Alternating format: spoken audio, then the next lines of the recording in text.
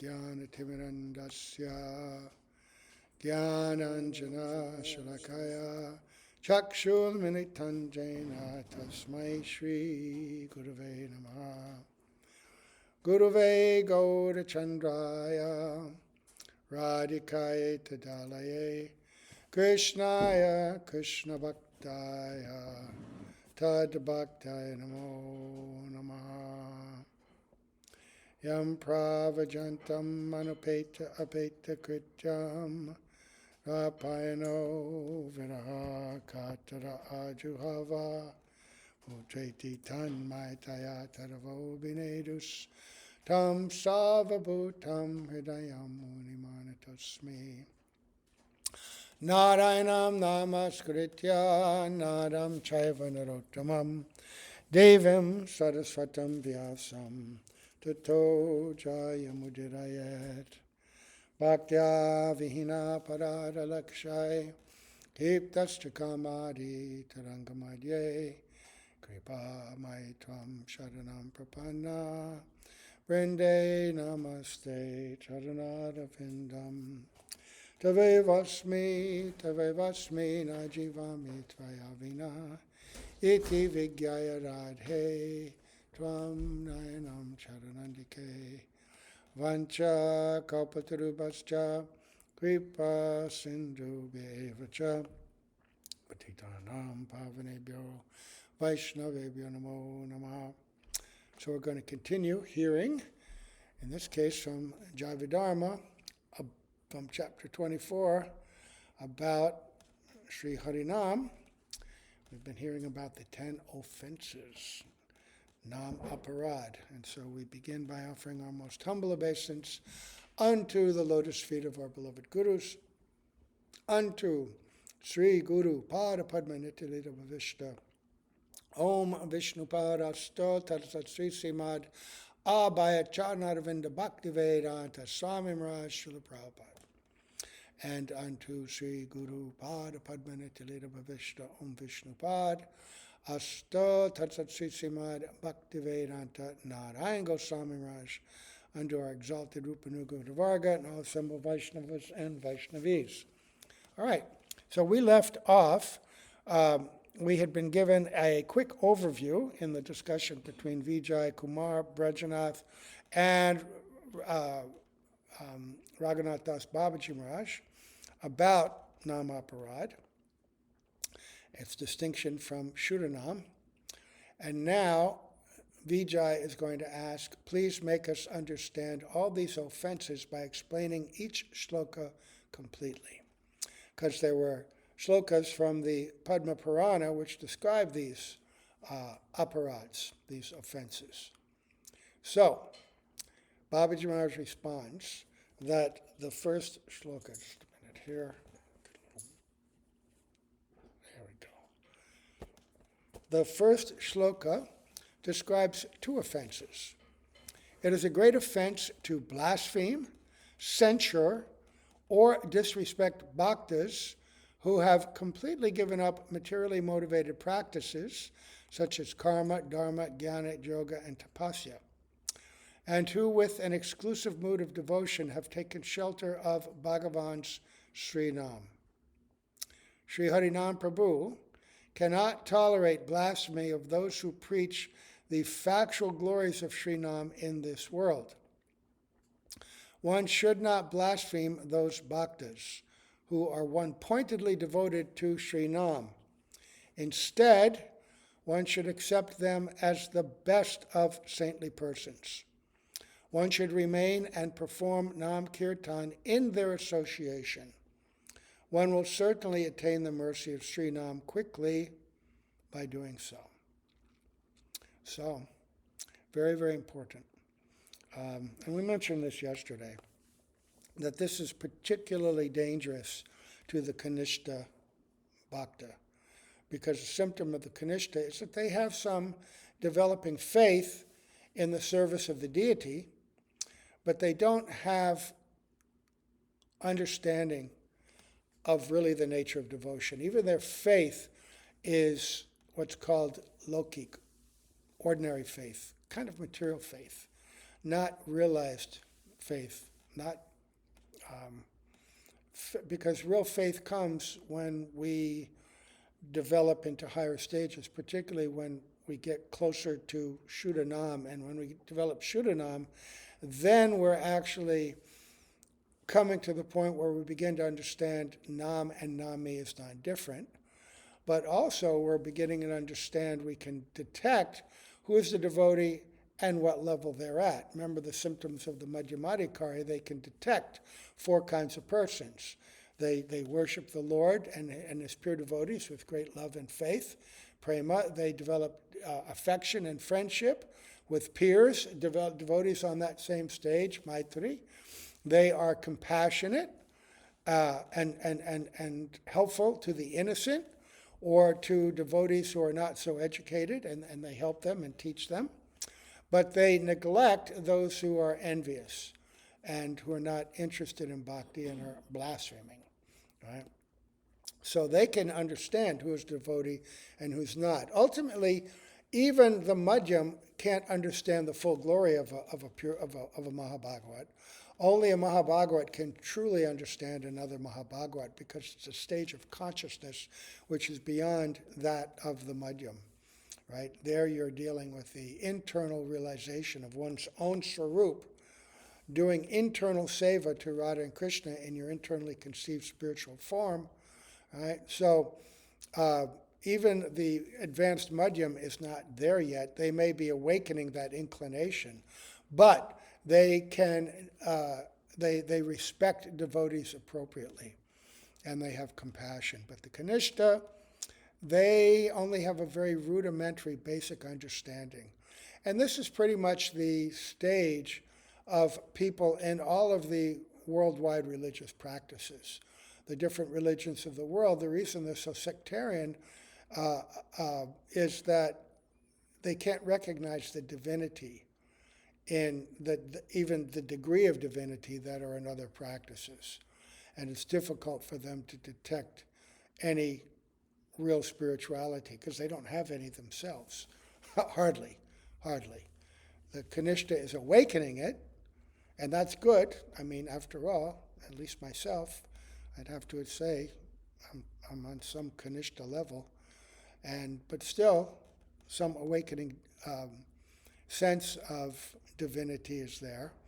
And so this first offense is a great warning. Don't criticize other great devotees.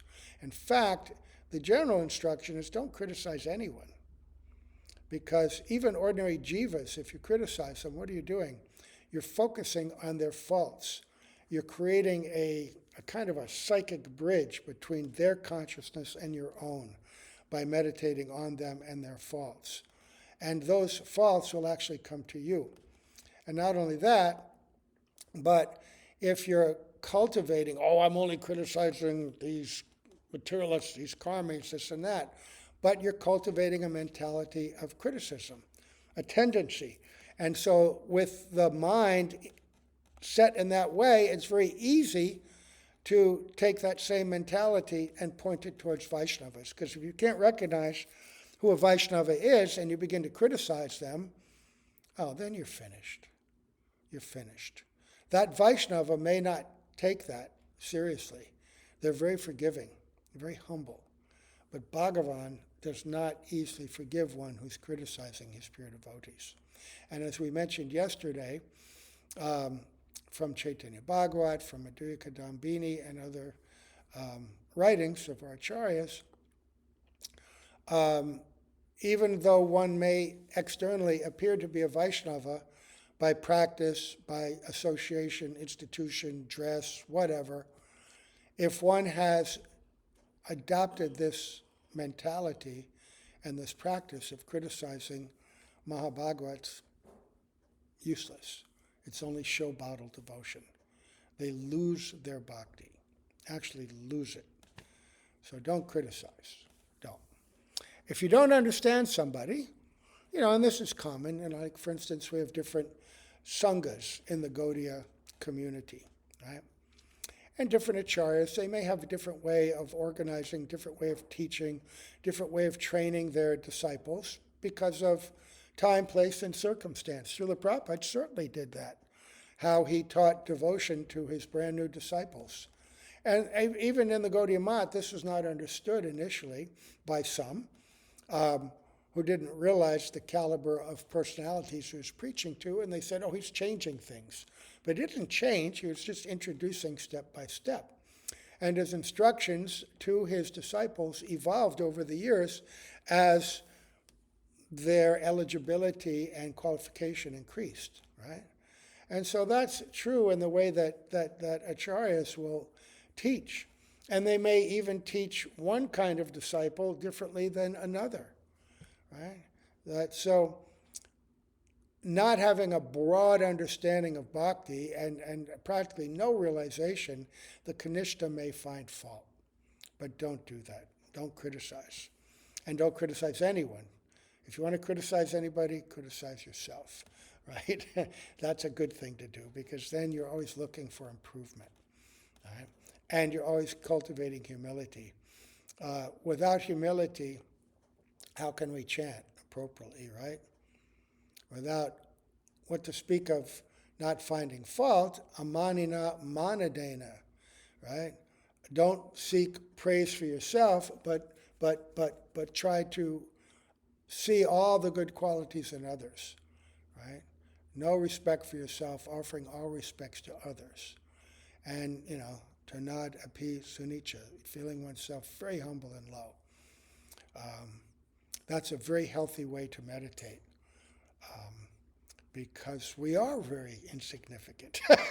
We're immensely insignificant. There's a story, funny story, but apt, where one devotee came and said to Srila Prabhupada, oh, Srila Prabhupada, I am the most fallen. And Srila Prabhupada said, you're not the most or least of anything. You're simply insignificant. Really, we are. When you consider, I saw this thing the other day. This astronomer was speaking about the universe as we perceive it, right? They might not have it all accurate, but this statement is very telling. And he got these telescopes now, like Hubble and Webb. And he said, if you look at the whole sky, and he pointed out this little tiny spot that's, like if you took a coin about this big and looked at it from 25 yards away, how big would it appear? And he said, so they took this portion of the sky that doesn't look to have anything in it, the night sky, and it's this teeny, teeny little speck, and they looked way out, and they magnified it, and they found out that it had all these dots in it, all these dots. And then when they, by their magnification processes, looked deeper and deeper, they found that each of those teeny little dots was a galaxy, and which each of those galaxies were hundreds of millions of planets in that tiny little spot. And we've heard that the universe is inhabited by so many planets. The Vedic version is the same. And each of those planets, how many living beings on this planet? How many living beings in that little forest area? The bacteria, the insects, everything. It's just unimaginable how many living beings. Even the humans on this planet, 6, 7 billion, all those hundreds of millions of planets, and that tiny speck, how many in the whole universe? So, and how many universes are there? Yeah, there's like as many as mustard seeds in a giant bag, right? And each of them filled with unlimited planets. So we're so insignificant. And yet, Krishna loves us, and he wants us to be with him. So we should just cultivate a little humility and don't criticize others. And it's a happier life when you're not always, that just drives you nuts, because it's a world of fault. Kaler dosha nidhe rajan, asti heko mahad guna, right? It's full of faults, this world. But there's one good thing. Kirtanad eva krishnasya mukta sangha padam vijay. Just chant Hare Krishna. And all your own faults will go away, and you'll only feel compassion for any struggles or problems with others, right? So, always stay in the association. So instead of finding fault and criticizing, recognize, honor pure devotees, remain and perform Nam Sankirtan in their association. And then we will certainly attain the mercy of Sri Nam quickly. We should always seek out high-class association, especially that association which is Snigdha and Sajatiya. That means they are naturally affectionate, inclined towards us, very favorable, and they are in the mood that we're aspiring for. Because there's so many sampradayas, and in some of the sampradayas, they're pursuing different goals, right? Maybe Vaikuntha, or maybe they're seeking to be in Dwarka or worship Lord Ram. Nothing wrong with that. So glorious.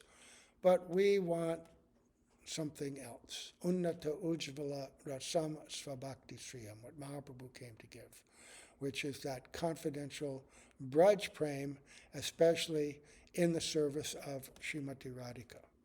And so in our Rupanuga line, especially those coming from Bhakti Siddhanta Saraswati Prabhupada, most are like that. So that should be the direction that we look. So Vijay Kumar responds, now we can understand the first offense clearly. Kindly explain the second offense. So Babaji says, the second offense is mentioned in the second part of the first shloka, and it's been explained in two ways. The first explanation is that it is an offense to Sri Nam to consider that Sadashiv and other leaders of the Devas are independent of Sri Vishnu. According to Bahu Ishvaravad, the doctrine of many controllers, Sadashiva is a perfectly powerful controller who is independent and separate from Bhagavan Sri Vishnu. However, this conception creates an obstacle to one-pointed Hari Bhakti. Sri Krishna is actually the controller of everything and everyone. And Shiva and the other devas only achieve their positions as controllers through his power. These devas have no separate power of their own, and it is Nama Aparadha to perform Harinam thinking that they do so, or that they do. Right? So that's important, and we discussed that yesterday. How there are powerful deities in this universe who have been given power to oversee the functions even of secondary creation.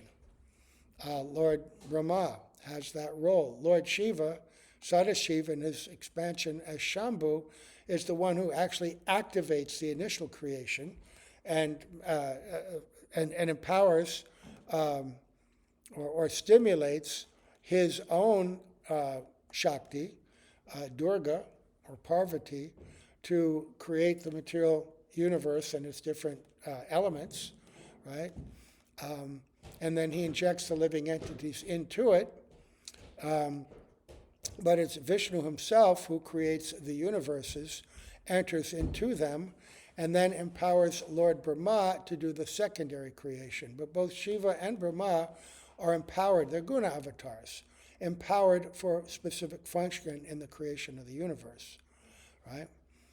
And it's Lord Vishnu himself who maintains and empowers them, right?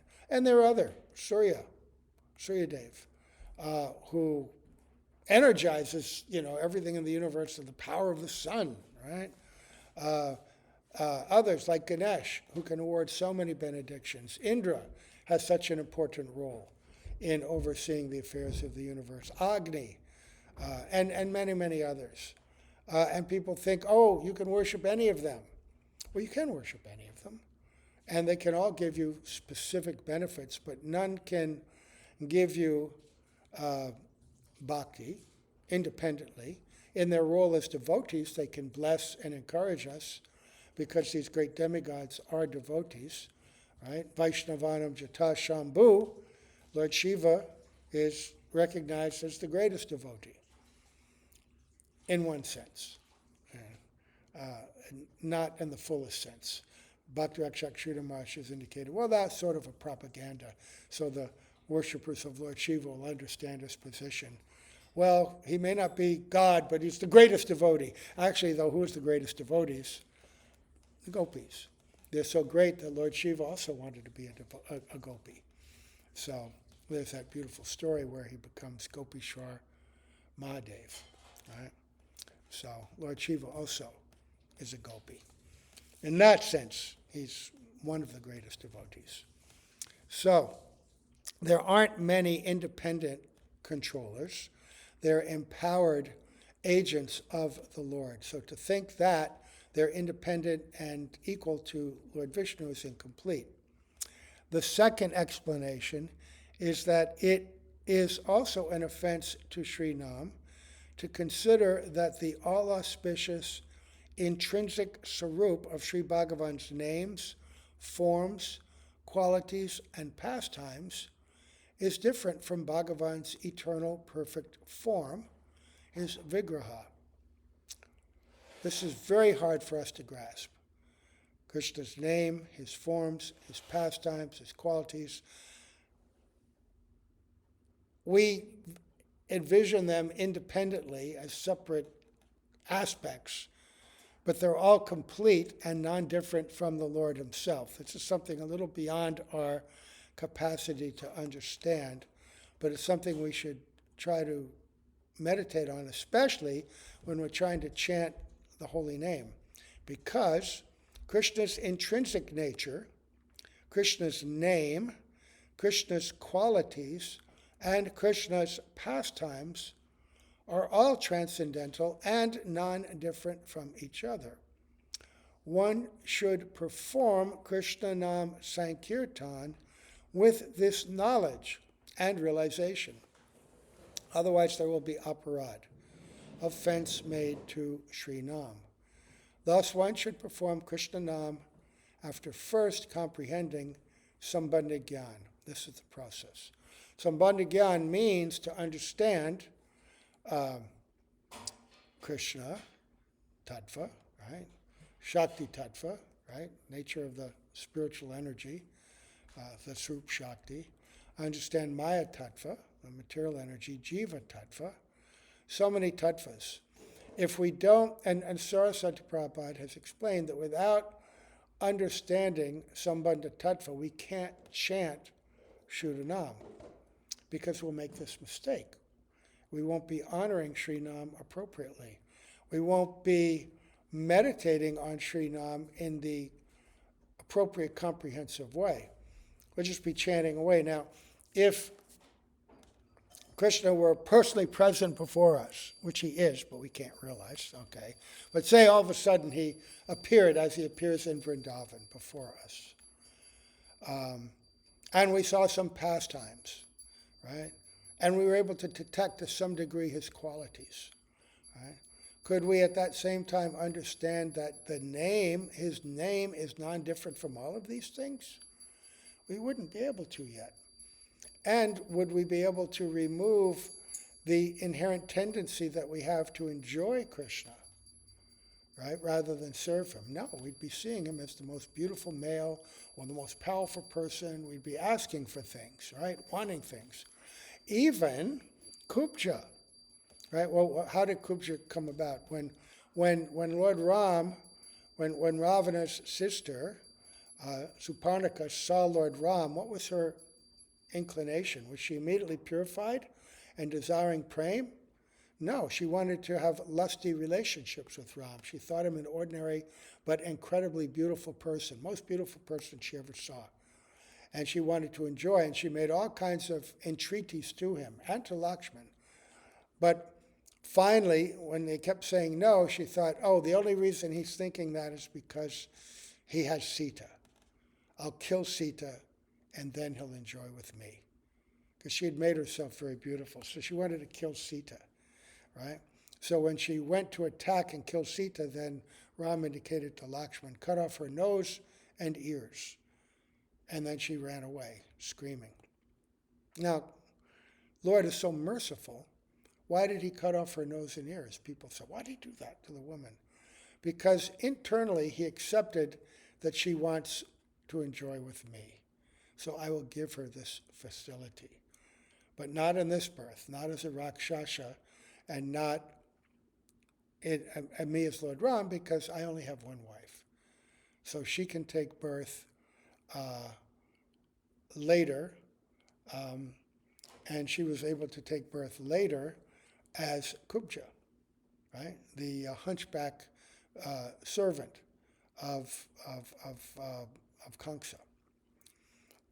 And so in the meantime, living out her life as Suparnaka, or Suparnaka, he said, still, because I've accepted her, no one else should enjoy with her, right?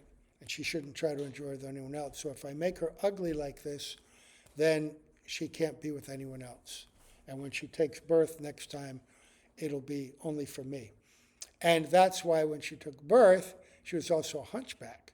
She was very beautiful, but she was all hunched over, and so no one would want to be with her, right?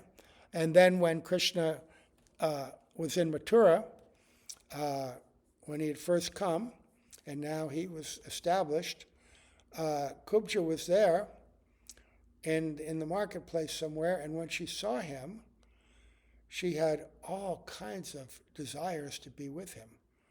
And he recognized her from the previous lifetime, and he came to her and he grabbed her ears and stood on her toes and just lifted her up, straightened her up, and her hunchback was cured, and then she became extraordinarily beautiful. And seeing him, she was overwhelmed with love, and she wanted to enjoy with him. And Krishna later did go and enjoy with her, but her prem is a very unique and almost singular kind of prem. It's stimulated by seeing Krishna, and it's wanting to be with him for your own pleasure. It's recognized as prem, but the least stage of prem towards Krishna, and that's the only example that we know, according to Rupa Goswami, right? So even if somebody on that stage who's blessed by the Lord wants to enjoy with him and doesn't see it beyond that, not that selfless service that we see in the Brajbasis, then what about us?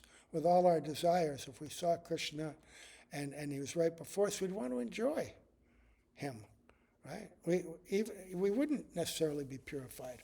Mahaprabhu, he came and purified everyone, right? Even Jagai and Madhai. Jagai, who prevented his brother from attacking Nityananda the second time, that alone gained the favor of Mahaprabhu, even though they had done so many heinous things before that to Nityananda and Haridas, trying to attack them, chase them, curse them. But Mahaprabhu delivered Jagai because, oh, you've protected my Nimai. And then Madhai, the one that threw the pot, he's saying, wait, my brother and I, we always share everything equally. He's got prem, I don't. And Mahaprabhu said, well, you attacked my Nitai, but if he forgives you, I'll give you that prem. And of course, Nityananda, Akhanda Guru Tattva, the original guru, he forgave him. He wanted him to be delivered in the beginning anyway.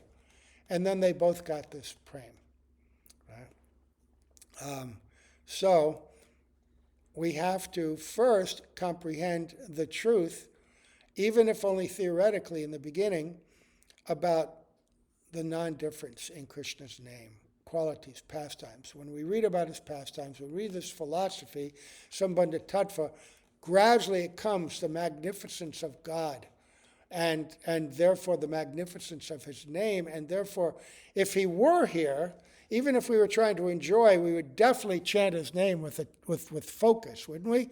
We'd be completely focused on him at every moment. You couldn't take your eyes off him.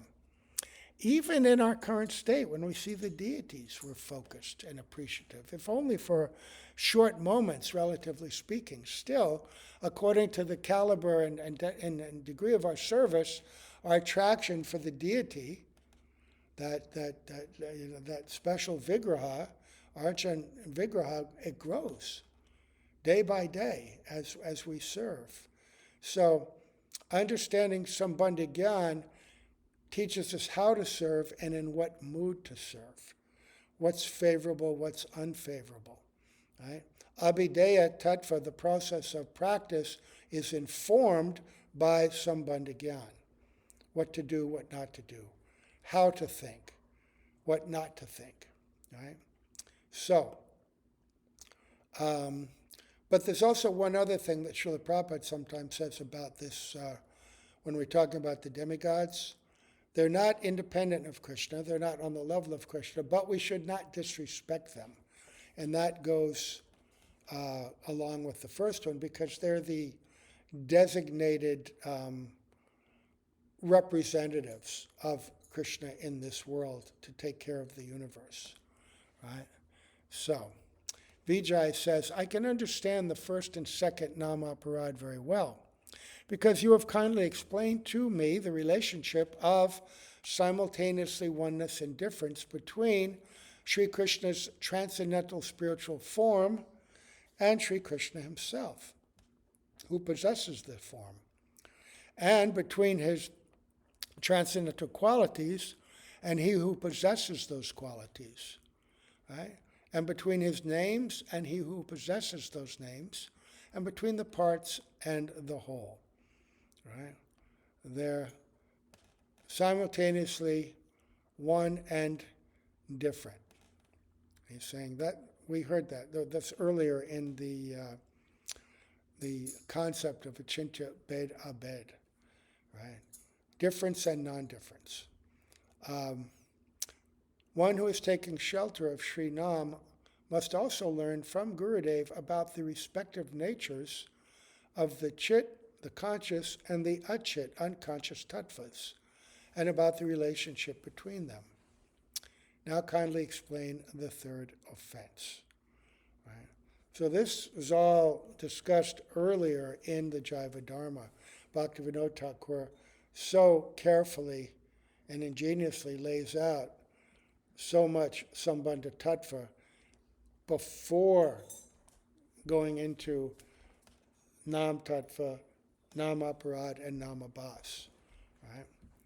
So, we can't review all that here because then we'd never get through the 10 offenses. But now Babaji is going to explain the third offense. The Sri Nam Guru is he who awards instructions about the superiority of Nam Tattva.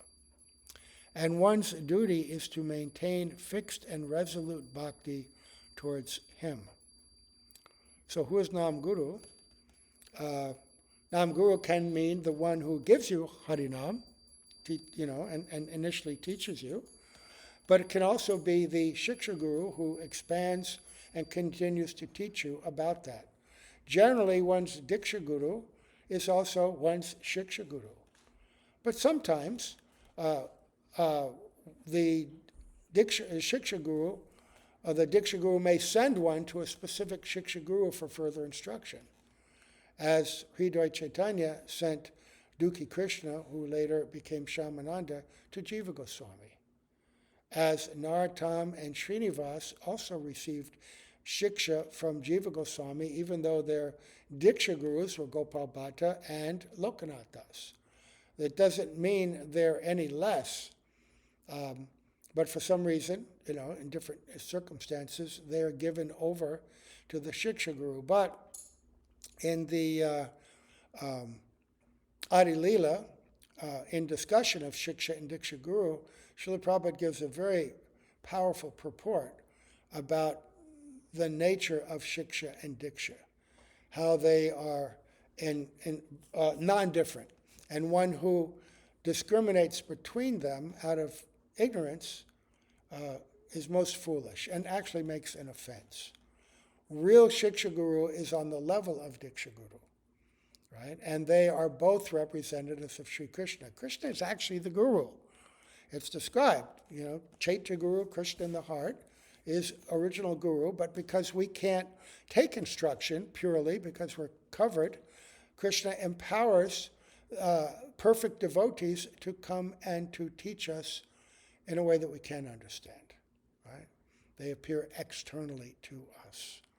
So, Nam Guru can be your Diksha Guru, but can also be your Shiksha Guru, because one who awards instructions about the superiority of Nam Tattva, and one's duty is to maintain fixed and resolute bhakti towards him. One other point, to serve and honor the instructions of Shiksha Guru in no way minimizes or separates you from your relationship with Diksha Guru. In fact, Shiksha Guru reinforces and inspires a deeper appreciation and understanding of your Diksha Guru. This is the real role of Shiksha Guru as well. I know that since hearing and taking guidance from Srila Bhaktivedanta Narayan Goswami Maharaj, appreciation and understanding of Srila Prabhupada's greatness only grows. I remember in the early 1980s, when there was so much confusion after Srila Prabhupada had left, reading some of the literature, especially Sri Guru and His Grace, by Bhakti Rakshak Sridhar Maharaj, how that helped me understand Srila Prabhupada, increased my faith in him immensely. But at the same time, made me appreciate these other Vaishnavas as well. There's no limit to love. Love and service, it expands unlimitedly, right? In fact, that's the very nature of our line. We are serving in Anugatya.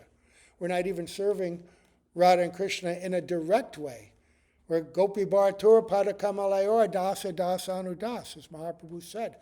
I want to be the servant of the servant of the servant of Krishna, who is the Lord of the Gopis, or it can also mean Krishna who worships the Gopis, right? Who's controlled by them. Either way, the servant of the servant. Very glorious, and not limited. In this world, the idea, the closer to the top we are, the more happy we are. I want to be right up there. If I can't be on the very top of the pyramid, I want to be as close as I can in that hierarchy, right? Like the President of the United States, who's the real power? Chief of Staff, because they organize the President's schedule, the agenda, who can meet with him, who cannot. That's the real power behind the throne, right? They can influence in so many ways. And then all those assistants to that Chief of Staff, they all have their power. But the further down you get, the less power there is, right? But in the spiritual world, it's different. We take great joy because what's happening is that we use the example of offering prasadam and then honoring it.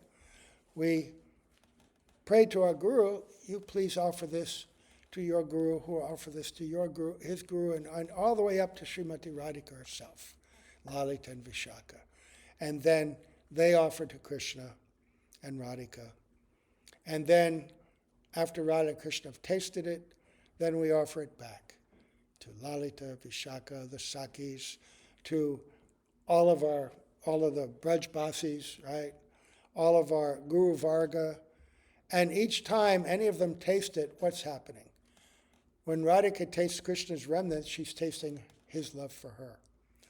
When Lalita and Vishaka are tasting it, they're tasting Radhika's relationship and love and joy she experienced in tasting that prasad. Right? And then when Rupa Manjari, Rati Manjari, they taste it, they're tasting not only that, but also that which Lalita and Vishaka and all the Sakis tasted. The joy and the love of their prem is passed down, and each stage more and more is added, right? So, and it's true of seva as well, right? You can do your seva yourself, but when you assist somebody in their seva, there's a special kind of joy inherent in that. Because, especially when you're humble about it and you're appreciative. Oh, I'm so insignificant, I'm just going to do this little bit, but their service is so much better than mine. Somehow or other, when you see the deity, when you chant the holy name, much more comes to you, right? So, so he asks this question, and he says, one who is taking shelter of Sri Nam must also learn from Gurudev about the respective natures of the chit and unconscious and the relationship between them. Now explain the third offense. Sri Nam Guru is he who awards instructions. I'm repeating it because I get a little far afield sometimes. I want to bring us back. Sri Nam Guru is he who awards instructions about the superiority of Nam Tattva. And one's duty is to maintain fixed and resolute bhakti towards him.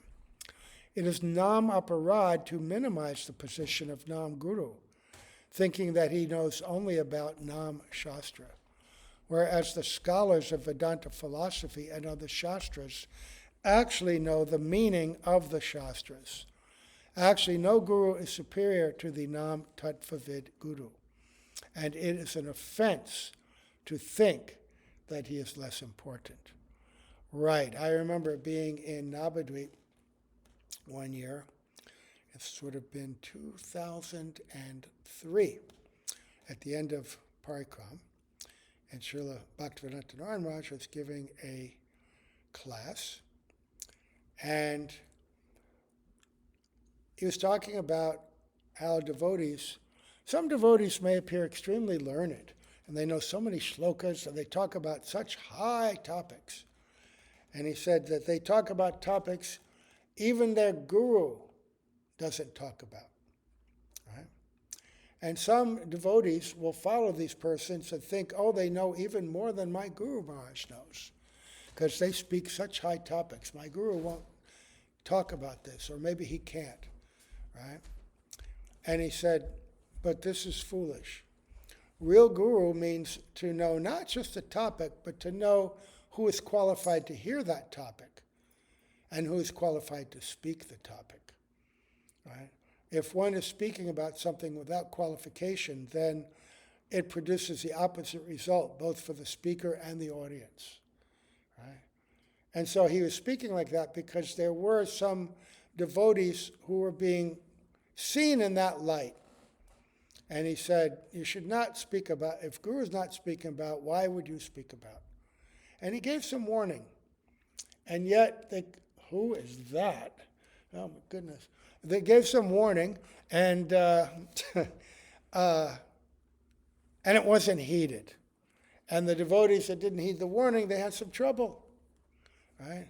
Oh, my Guru must not know this. But Nam Tattva Guru, when you know, see, this goes back to understanding that there's no difference, that Guru, if he knows Sri Nam, he knows Sri Krishna, he knows his qualities, knows his pastimes, and of course he knows about everything about the insignificant material energy. Oh, he may know about spiritual things, but doesn't know how to manage things in the material world. He's not very good at that. That's also an offense. Guru knows everything. Right? But, they may not manifest, they may hide it. Why? To allow us to do some seva, right? To give us the opportunity. They may even ask advice. I saw Gurudev ask advice many times. Sometimes he would take it and sometimes not. But he wanted to engage us in the process of bhakti, right? The thought process. So, Vijay says, I am assured of well-being if I can maintain pure bhakti towards you, Sri Guru. Please explain the fourth offense. Babaji says, there is a special instruction in the Shruti regarding the ultimate goal. There the glories of Sri Nam are declared to be the foremost of spiritual processes. Ooh, this is a long one. Okay, so we're going to have to do this tomorrow. Tomorrow we'll start with the fourth offense. But that's a good start, these first three offenses, right? To offend the pure devotee, right? Sadhu Ninda, Guru Ninda, right? To consider the powerful demigods to be equal or independent of Lord Vishnu, right? And then the third is to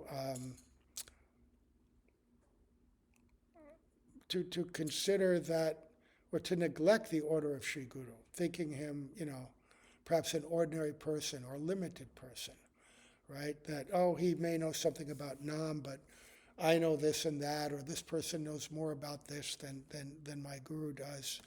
Um, right, and then not to follow the instruction of Sri Guru, right? To neglect the order or to consider Guru an ordinary person, right? These first three, really, really important. Okay, so tomorrow we'll start with verse 4. Okay, so where's the thing? There we are. Okay, we'll stop here. All glories to Srila Prabhupada, all glories to Srila Bhaktivedanta Narayan Maharaj, all glories to all the assembled devotees. Srila Bhaktivinoda Thakur, I have our Guru Puja. Hari Bol.